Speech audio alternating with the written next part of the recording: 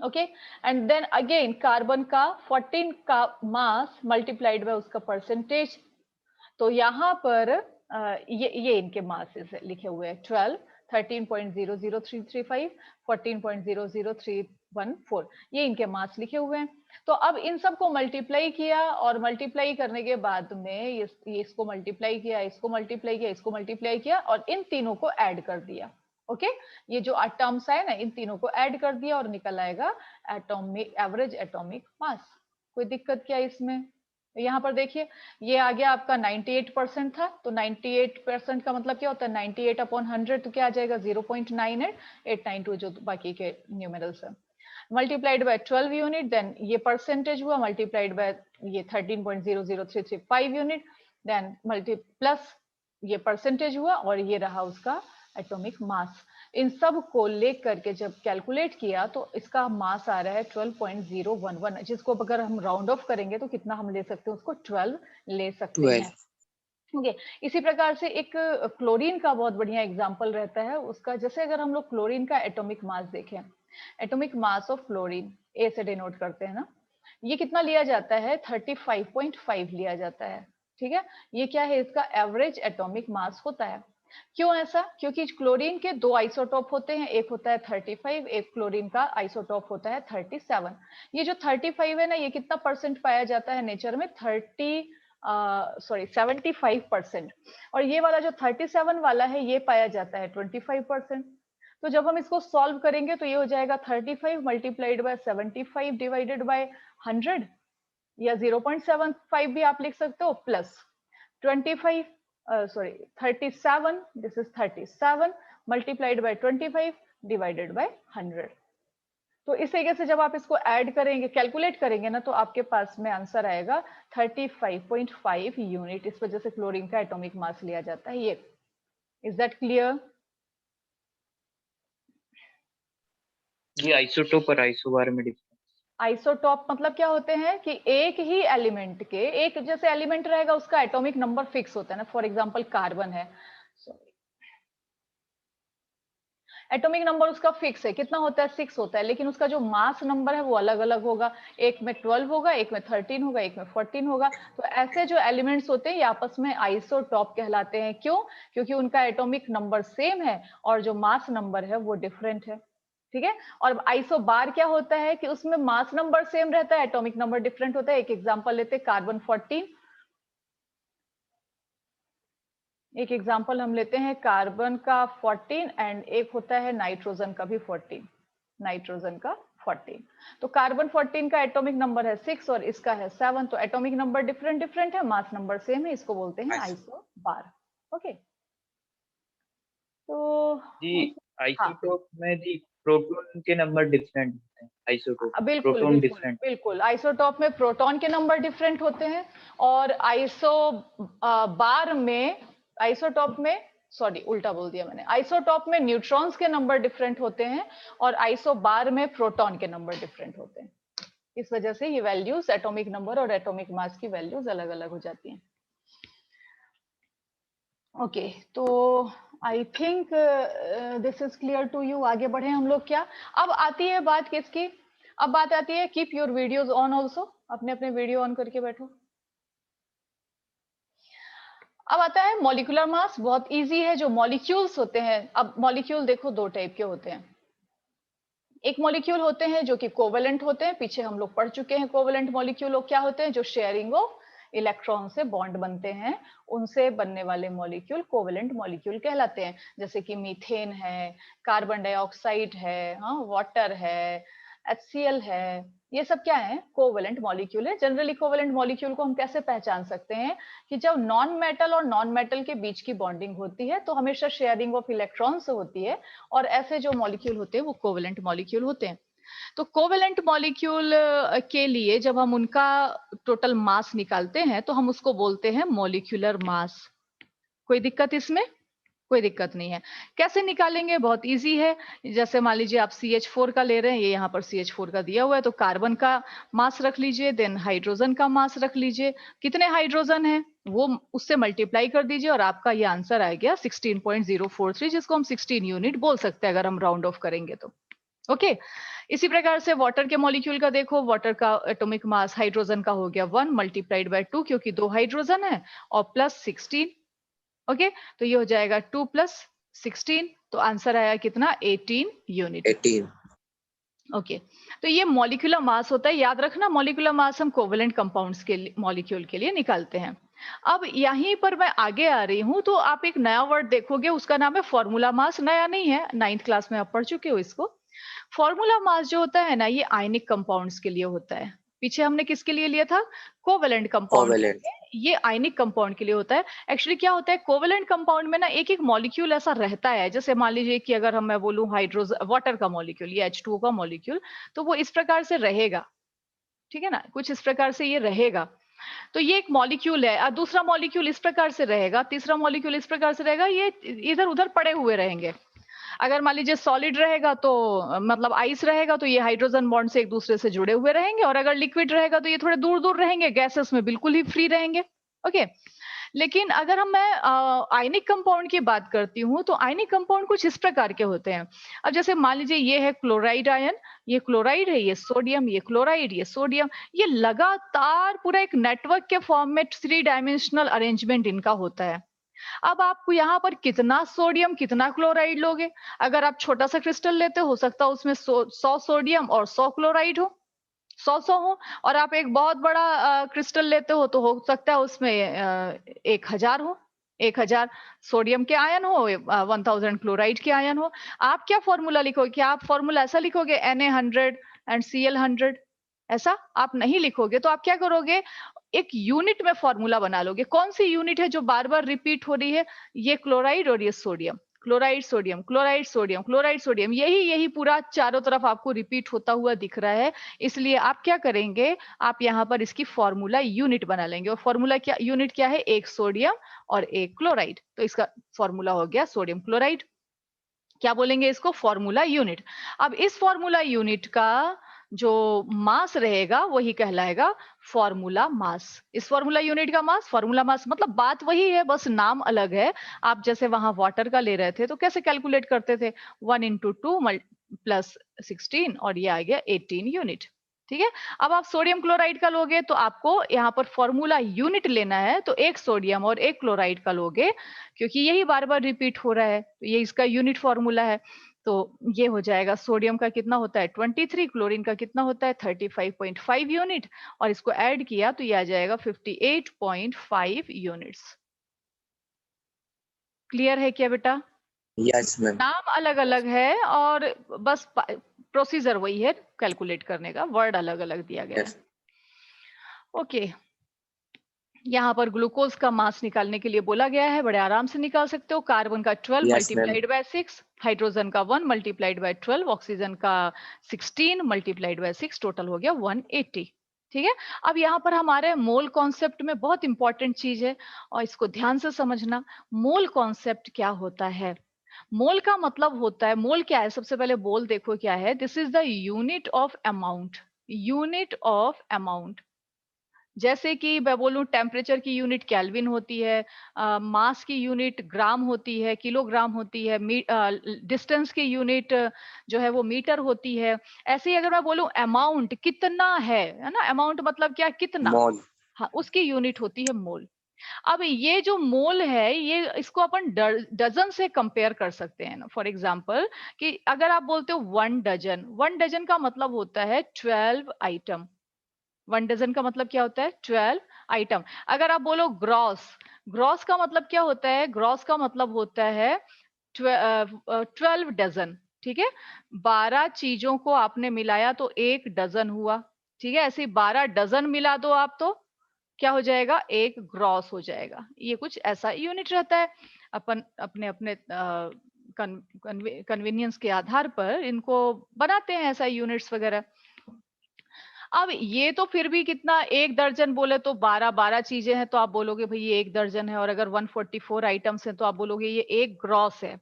लेकिन अगर मान लो कि ये संख्या इतनी हो, इतनी कितनी 6.02214076 into 10 to power 23, अगर इतनी एलिमेंट्री एंटाइटीज यानी चीजें हो, पार्टिकल्स हो, मॉलिक्यूल हो या एटम हो या आयन हो, तो इसको आप क्या नाम दोगे? इसको आप नाम दोगे 1 मोल। आ रही बात समझ में? तो जैसे डज़न या यस मैम। ग्रॉस ये क्या है? ये भी अमाउंट की ही यूनिट है। उसी प्रकार से 1 मोल भी अमाउंट की ही यूनिट है, लेकिन ये बहुत लार्ज यूनिट है। बहुत लार्ज इन द सेंस कि आप इसको ऐसे लिखोगे 6.0 पॉइंट तो लगेगा ही नहीं। 602214076 कितने हो गए? 10 टू पावर 23 लेने ना, तो 1 2 3 4 5 6 7 8 हुआ, 9 10 11 12 13 14 15 16 17 18 19 20 21 22 23। इतनी चीजें अगर हो, इतने एटम हो, इतने आयन हो, इतने मॉलिक्यूल हो, तो उसको आप क्या बोलोगे? शांति से बोल दोगे कि 1 मोल है। जैसे 12 1 2 3 4 करते करते आप जब लिखते हो 12, तो ये 12 मतलब क्या आप बोल देते हो कि भाई 1 डजन बोलने से भी हम सब समझ जाते हैं कि 12 चीजों की बात हो रही है। ठीक है, क्लास में कितने लड़के? अरे 1 दर्जन लड़के हैं। 1 दर्जन लड़के मतलब क्या कि 12 है। सिर्फ बनाना के लिए ही डजन नहीं होता है, एप्पल के लिए ही डजन नहीं होता है, कोई भी 12 चीज यानी कि 1 डजन। ओके ओके, तो फिर ये मेरे ख्याल से समझ में आया है कि मोल का मतलब क्या है, ये आपको क्लियर हुआ। ये ओके, मोल की फिक्स वैल्यू है क्या दीदी? बिल्कुल फिक्स रहती है और कहीं भी चेंज नहीं होगी। हालांकि आपको इतनी लंबी वैल्यू याद करने की जरूरत नहीं रहती है, तो आप इसको शॉर्ट में क्या लेते हो? आप शॉर्ट में ले लेते हो ये 6.022 इंटू 10 टू पावर 23। इतना ये जो बाकी की ये आ रहे हैं ना न्यूमेरल्स, इनको लेने की जरूरत नहीं है। 6.022 into 10 to power 23 and that is sufficient. कोई दिक्कत इसमें नहीं?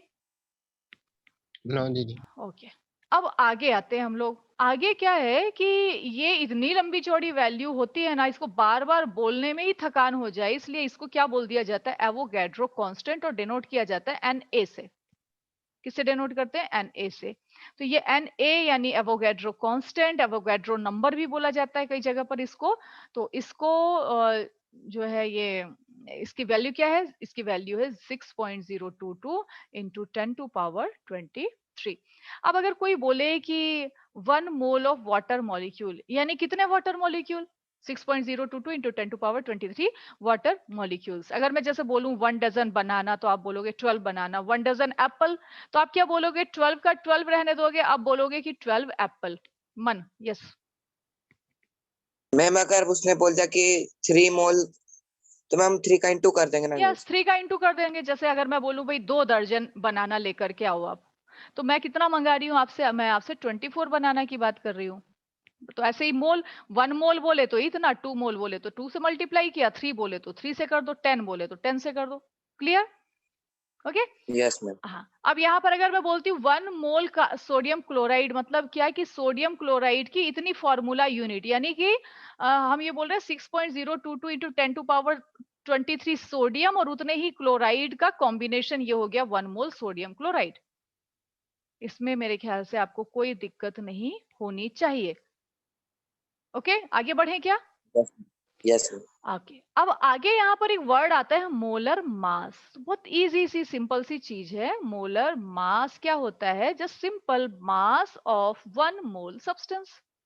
Mass of 1 mole substance. Okay, अब यहाँ पर मैं क्या करूं कि स्क्रीन शेयर कर लेती हूँ, व्हाइट बोर्ड। अगर मैं बोलती हूँ कि एक एप्पल का मास कैलकुलेट करो आप, तो आप क्या करोगे? आप उसको तराजू पे रख करके तौल लोगे और आप बोलोगे कि भाई ये 100 ग्राम का एप्पल है। ठीक है, लेकिन अगर मैं बोलती हूँ कि 1 मोल 1 डजन, अगर मैं बोलूँ कि 1 डजन एप्पल, 1 डजन एप्पल का मास, तो 1 डजन एप्पल के मास के लिए आप क्या करोगे? मान लो कि सारे एप्पल बिल्कुल बराबर मास के हैं, तो आप क्या करोगे? 12 मल्टीप्लाइड बाय 100 मुझे करके बता दोगे और आप बोलोगे भाई 1200 ग्राम मास है। ये जो मास है वो क्या, इसको हम बोल सकते हैं कि ये डजन मास है। ये क्या है? डजन मास। डजन मास मतलब क्या कि 1 दर्जन का मास इतना है। कोई दिक्कत क्या है इसमें? कोई दिक्कत नहीं? नो नहीं मैम। दीदी। अच्छा, तो अब यहीं पर मैं बात कर रही हूँ मोल की। अगर मैं बोलूं कि, एक एग्जांपल लेती हूँ मैं, एक सोडियम का एटम, एक सोडियम के एटम का मास होता है 23 यूनिट। ठीक है, तो अगर मैं बोलती हूँ कि 1 मोल सोडियम एटम का मास, तो 1 मोल सोडियम एटम का अच्छा यहाँ पे ये 23 यूनिट का मतलब क्या है? यहाँ पर अगर हम यूनिट की वैल्यू देखें 1 AMU की वैल्यू भी हमने उस दिन लिखी थी, कितनी होती है ये वैल्यू होती है 1 यूनिट की वैल्यू हम ले लें यहाँ पर, सो दिस इज 1 पॉइंट यानी ये जो यूनिट है ना इसको मैं लिख रही हूँ, ये हो जाएगा 23 multiplied by 1.67 into 10 to power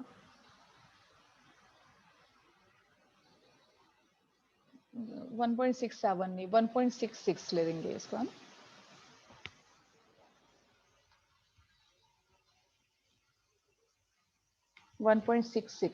This is 1.66 into 10 to power minus 24 gram. Okay ये 1 यूनिट की वैल्यू होती है, ये आपको पता होनी चाहिए, हालांकि इसका बहुत ज्यादा रोल आता नहीं है, बट ये बेसिक कॉन्सेप्ट आपके क्लियर करने के लिए ये वैल्यू कहां से आ रही है उसके लिए ये मैंने आपको बताया।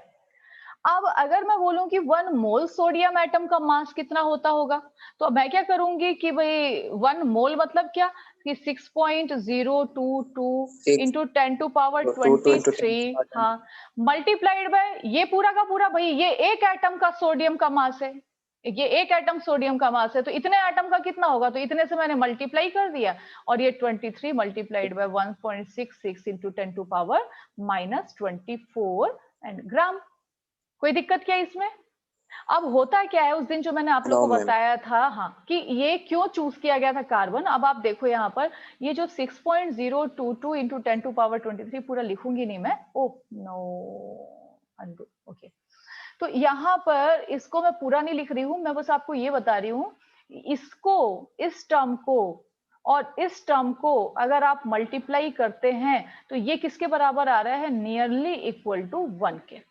ठीक है, अब क्या होगा कि अब ये वैल्यू किसके बराबर हो जाएगी, ये वैल्यू हो गई 23 मल्टीप्लाइड बाय 1, लगभग 1 के बराबर है, ज्यादा फर्क उसमें आता नहीं है। तो यहाँ पर इसकी जो यूनिट हुई वो कितना मास हो गया, 23 ग्राम। ये जो 23 ग्राम यानी 23 ग्राम सोडियम, 23 ग्राम सोडियम में सोडियम के कितने एटम होंगे, जैसे अभी मैंने आपको बोला कि 100 ग्राम का एप्पल था और हमने टोटल कैलकुलेट किया 1200 ग्राम, तो मैं अगर बोल रही हूँ 1200 ग्राम एप्पल, मतलब आप कैलकुलेट कर लोगे ना भाई कि 12 एप्पल हैं वहां पर। इसी प्रकार से मैंने यहाँ मोलर मास निकाला, मैं बोल रही हूँ 23 ग्राम आ रहा है, तो आप समझ जाना कि 23 ग्राम में सोडियम के कितने एटम हैं, इतने एटम्स प्रेजेंट हैं। ठीक है, यस। अगर आप 18 ग्राम वाटर लेते हो, 18 ग्राम वाटर पकड़ो कि 18 ग्राम यानी कि आधी कप, छोटी सी कप होती है चाय वाली, उस चाय की कप में आधा कप अगर आप पानी लेते हैं, आधे से भी कम रहेगा, 1/4 कप पानी, तो वो 18 ग्राम पानी है, तो उसमें पानी के कितने मॉलिक्यूल हैं, 6.022 इंटू 10 टू पावर 23 मॉलिक्यूल्स हैं। आ रही बात समझ में? हाइड्रोजन गैस की बात करते हैं, हाइड्रोजन गैस का मोलर मास होता है 2 ग्राम, तो 2 ग्राम में हाइड्रोजन के कितने मॉलिक्यूल हैं, तो 6.022 इंटू 10 टू पावर 23 मॉलिक्यूल हैं। क्लियर हुआ क्या? दीदी सब में सेम रहता है? बिल्कुल सेम रहेगा ना बेटा, जैसे मैं बोल रही हूँ कि 1 दर्जन एप्पल, 1 दर्जन बनाना, 1 दर्जन ऑरेंज, तो उसमें सब में तो 12-12 ही रहेगा ना। हाँ। मानते हो ना बात? वैसे मैं बोल रही हूँ, अगर मैं बोल रही हूँ 1 मोल सोडियम, 1 मोल वाटर, 1 मोल सोडियम क्लोराइड, 1 मोल हाइड्रोजन गैस, 1 मोल ऑक्सीजन गैस, तो वो चीजें बदलती जा रही है लेकिन अमाउंट तो सेम रहेगा ना, 6.022 इंटू 10 टू पावर 23 मन। यस मन। हाँ मैम अगर हमको क्वेश्चन दिया कि 1 chlorine atom is equal to 35.5 unit, हाँ तो मैम उसका भी ऐसे करेंगे ना मैम, वो भी 1 के एग्जैक्टली रेस्पेक्ट में आएगा? बिल्कुल बिल्कुल एग्जैक्टली ऐसा करेंगे। अभी इसके कुछ क्वेश्चंस मैं हम लोगों को देती हूँ तो आपको और समझ में आएगा। Yes ma'am. क्वेश्चंस ले लेते हैं हम लोग मोल कॉन्सेप्ट के, जैसे कि ओके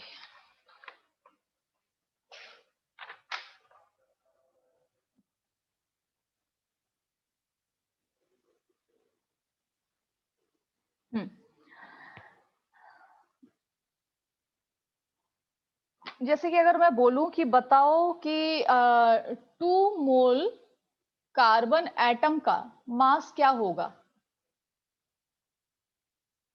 यस मैम। तो आप क्या करोगे? अच्छा 6.022 सुनो, into 10 to power 23.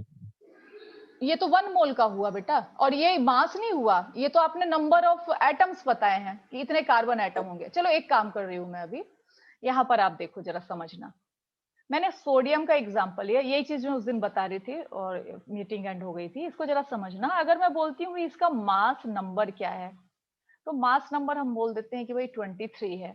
अगर मैं बोलती हूँ इसका एटॉमिक मास बताइए क्या है, ध्यान देना अलग अलग चीजें हैं, यहाँ कोई यूनिट नहीं आएगी, यहाँ पर no unit, okay, no unit. Ma'am 24 gram. Atomic mass no, ma'am molar. नहीं, ये हो जाएगा 23 यूनिट, ठीक है। अब अगर मैं बोलती हूँ इसका कि ग्राम एटॉमिक मास, ग्राम एटॉमिक मास मतलब क्या कि atomic mass in terms of gram, simple, atomic mass in terms of gram, तो ये हो जाएगा आपका 23 ग्राम, ओके। अब अगर मैं बोल रही हूँ इसका मोलर, आपने समझ रहे हो कैसे यूनिट चेंज हो रही है। यहाँ पर यूनिट क्या है, यहाँ पर यूनिट है AMU यानी एटॉमिक मास यूनिट, यहाँ पर यूनिट क्या हो गई है, ग्राम। अब अगर मैं बोलती हूँ इसका मोलर मास, तो मोलर मास मतलब क्या, 6.022 into 10 to power 23 sodium atoms का मास कितना हो जाएगा, तो ये हो जाएगा 23 ग्राम, यूनिट बस चेंज होगी पर मोल। तो याद रखना, अगर आपने एक बार सोडियम का मास नंबर याद कर लिया, फिर आपको कुछ और याद करने की जरूरत नहीं है, बस ये यूनिट्स का ध्यान रखना पड़ेगा। अब यहाँ पर यूनिट क्या हो गई, ग्राम पर मोल हो गई। कोई दिक्कत क्या इसमें, इसमें कोई दिक्कत नहीं ना, समझ में आ रही है बात।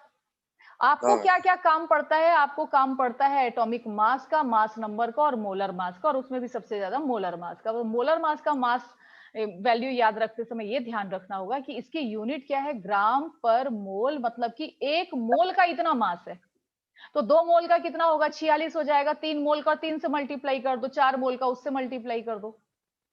मान लीजिए मैं हाइड्रोजन गैस की बात करती हूँ, तो हाइड्रोजन गैस का मोलर मास कितना है, 1 मोल का मास, 1 मोल का मास कितना हो गया, 2 ग्राम, ठीक है। तो अगर मैं बोलूं कि इसका 10 मोल का मास बताओ, तो आप क्या करोगे, 10 में इसको 2 को मल्टीप्लाई कर दोगे, कितना हो जाएगा, 20 ग्राम।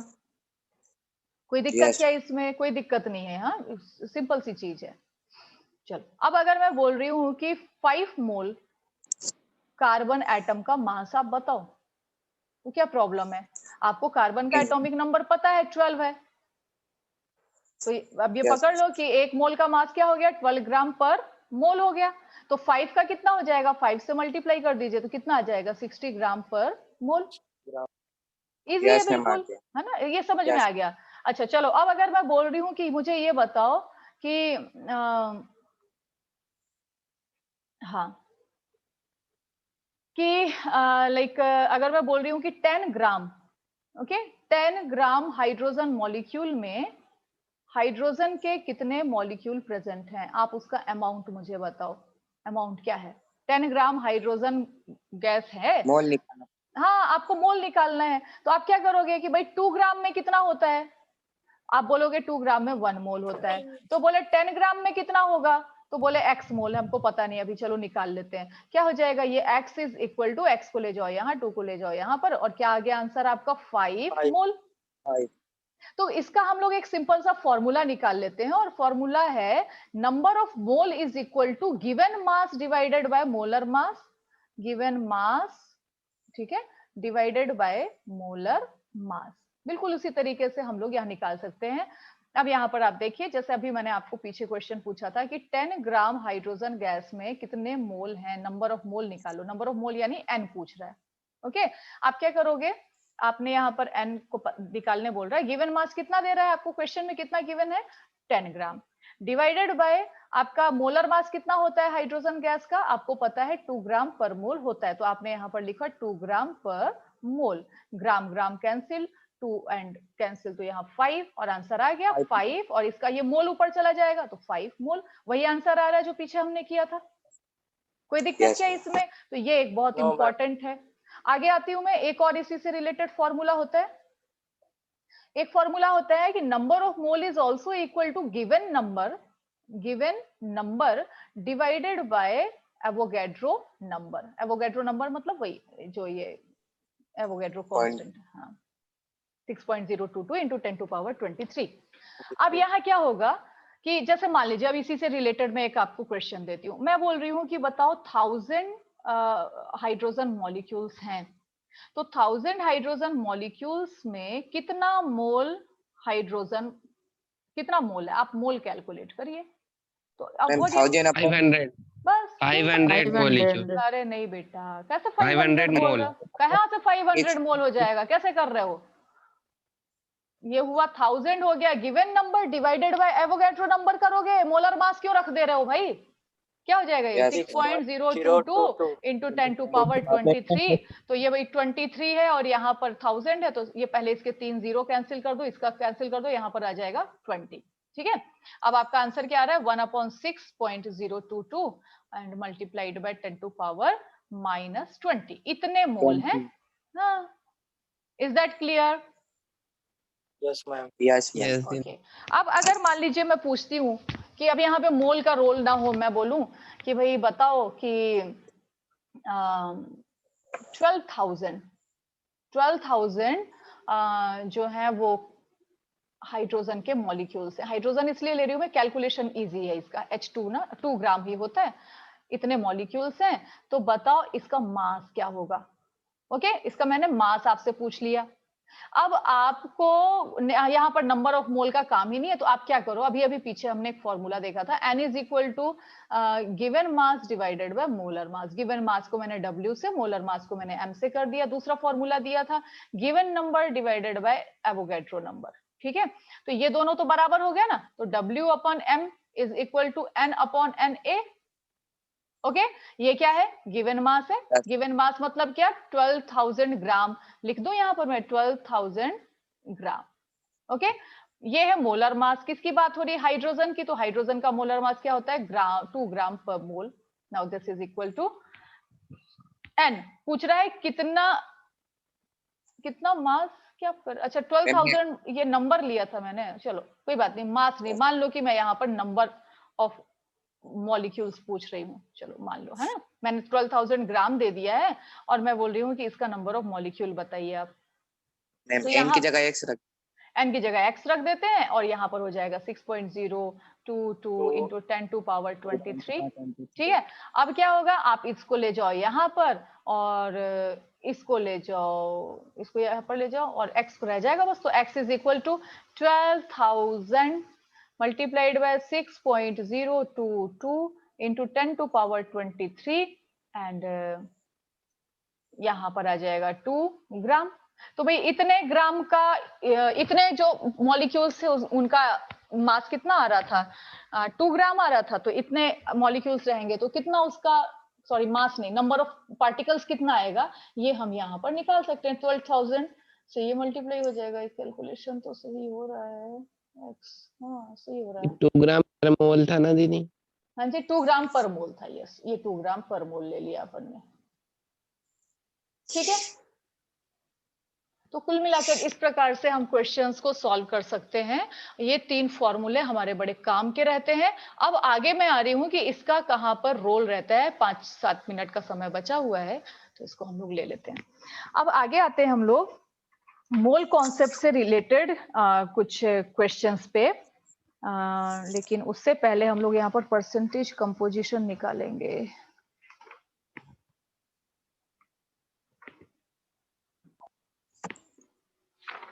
ठीक है, तो यहां पर अब आ रहा है परसेंटेज कंपोजिशन निकालने का। परसेंटेज कंपोजिशन, पहले इस वर्ड की मीनिंग समझ लें। अगर मैं वो, हाँ हरिओम बोलो। दीदी एवोगैड्रो नंबर और मोल दोनों को इक्वल रहता है ना? हाँ, एक मोल में कितने पार्टिकल्स हैं? 6.022 इंटू 10 टू पावर 23 पार्टिकल हैं। ये कई बार इतना लंबा लिखने के बजाय हम लिख देते हैं एवोगैड्रो नंबर। तो एक मोल बराबर एवोगैड्रो नंबर, यानी कि Na, बिल्कुल इक्वल लेते हैं। ठीक है, यस दीदी। ओके, तो अब यहाँ पर आ जाओ। ये मान लीजिए कि अगर मैं बात कर रही हूँ यहाँ परसेंटेज कंपोजिशन की, कार्बन डाइऑक्साइड है अब कार्बन डाइऑक्साइड में मैं बोल रही हूँ इसका परसेंटेज कंपोजिशन निकाल। कंपोजिशन यानी किन चीजों से बना हुआ है, तो मैं यहाँ देख रही हूँ एक कार्बन है और एक ऑक्सीजन है। तो कार्बन का कितना परसेंट, तुम्हारे घर में बूंदी के लड्डू बने और बूंदी के लड्डू में पड़ा बेसन और क्या पड़ा, शक्कर और क्या पड़ा, घी। बस ये 3 चीजों का बूंदी का लड्डू बना हुआ है। तो आपके माँ को पता होगा कि बेसन का कितना परसेंटेज है उसमें, शुगर का कितना परसेंटेज है और घी का कितना परसेंटेज है। आ रही है बात समझ में क्या? हाँ कैसा? नहीं। हाँ, अब मान लो कि घी आपने लिया है 100 ग्राम, तो आप बेसन लोगे 150 ग्राम और शक्कर भी लोगे 150 ग्राम। ज्यादा मीठा खाना है तो 200 ग्राम लोगे। ऐड कर दो सबको, कितना हो रहा है, 400 ग्राम। तो 400 ग्राम लड्डू आपके बने अगर, तो आप एक लड्डू उठा करके बता सकते हो कि उसमें बेसन कितना है, शुगर कितना है और घी कितना है। ओके, अरे बात समझ में? तो 400 में अगर 100 है तो आप बोलोगे एक लड्डू आपने उठाया बेसन का और आप बोलोगे कि भाई ये जो बेसन का लड्डू है इसमें जो घी है ना, तो आप यहाँ पे देखो 400 में कितना भाग घी का आ रहा है, 1 पार्ट। 1 पार्ट मतलब कि 1/4 पार्ट हम बोल सकते हैं, 25% आ रहा है। आप बोलोगे घी इसमें कितना है, घी है इसमें 25% घी है। ओके, अब ये जो 150 ग्राम आ रहा है, तो 150 ग्राम के लिए क्या बोलोगे कि 25 एंड 12, तो ये आ जाएगा आपका कितना, मतलब कि ये टोटल हो रहा है 150 300 यानी कि 75%। तो 75% का आधा कितना हो जाएगा, 75% का आधा हो जाएगा 36.5 35.5 नहीं होगा, 37.5। ओके, 37.5 उसमें क्या आ रहा है, बेसन आ रहा है और 37.5% उसमें क्या आ रहा है, शुगर आ रहा है। इस तरीके से आपने एक बेसन के लड्डू का परसेंटेज कंपोजिशन बता दिया। क्लियर बेटा? तो इसी प्रकार से जैसे आप एक बेसन के लड्डू का बता सकते हो, वैसे ही आप किसी मॉलिक्यूल का भी बता सकते हो। उसके लिए आपको क्या देखना होगा कि उसमें कौन कौन से एलिमेंट हैं और उनका क्या क्या परसेंटेज निकालने का एक शॉर्टकट है। मान लीजिए आपको कार्बन का परसेंटेज निकालना है, तो आप क्या करो, mass of carbon in molecule, mass of carbon divided by total mass of molecule and multiplied by 100। Okay, तो मास ऑफ कार्बन कितना है, इसमें एक कार्बन है ना, तो टोटल मास कितना आ रहा है, 12 ग्राम। म्यूट कर लो माइक अपने। और टोटल मास कितना होता है कार्बन डाइऑक्साइड का, तो कार्बन का होता है 12 प्लस हो जाएगा ऑक्सीजन का 16 32, तो ये होता है टोटल 44 ग्राम। तो आपने क्या कर दिया यहाँ पर 44 एंड दिस मल्टीप्लाइड बाय 100। आप इसको कैलकुलेट करेंगे, आंसर आ जाएगा। कोई दिक्कत क्या इसमें? ये हो गया 11, ये हो गया 43, तो ये हो गया 300 डिवाइडेड बाय 11। आप इसको कैलकुलेट कर लेना, ये कार्बन का परसेंटेज हो गया। ऑक्सीजन का परसेंटेज के लिए क्या करोगे, ऑक्सीजन यहाँ पर कितना है, 32 ग्राम। ऑक्सीजन का percentage is equal to 32 gram divided by 44 gram and multiplied by 100। Okay, again इसको आप 4 से ले जाओ, तो ये हो गया 11, ये हो गया 8, सो ये आ गया आपका 800/11%। कैलकुलेट कर लोगे उसको। कोई दिक्कत क्या इसमें? No ma'am. नहीं। क्लियर है ना? ये बहुत इजी होता है, आप इसको खुद भी निकाल करके देख सकते हैं। तो यहाँ पर अब 1 मिनट का ही समय और बचा है। जल्दी से मुझे बताओ, वाटर में हाइड्रोजन और ऑक्सीजन का परसेंटेज कैलकुलेटेड फास्ट। क्या करूं मैं, हाइड्रोजन परसेंटेज लिखा मैंने। ओके, बताओ क्या करना है आगे। हाइड्रोजन का मैम मास लिख दिया, 1 लिख दिया। ओके, और टोटल 2 हाइड्रोजन है इसलिए 2 से मल्टीप्लाई कर दिया। इसका टोटल 18 होता है, यहाँ 18 कर दिया मल्टीप्लाइड बाय 100 कर दिया। क्या आ गया, ये हो गया 9। तो ये आप पकड़िए कि 100/9 यानी कि 11.11%। अब आप एक काम करो, या तो ऑक्सीजन का कैलकुलेट करने जाओ ऐसे ही, या फिर ऐसा कर लो कि 100 माइनस 11.11 कर दोगे तो भी ऑक्सीजन का आ जाएगा। ये आ जाएगा आपका 89.99 आई थिंक आना चाहिए। यस, 89.99% क्या है उसमें, ऑक्सीजन है। आप ऐसे इस मेथड से भी कैलकुलेट कर सकते हो या सीधे 100 में से माइनस कर दो। क्लियर है? तो ये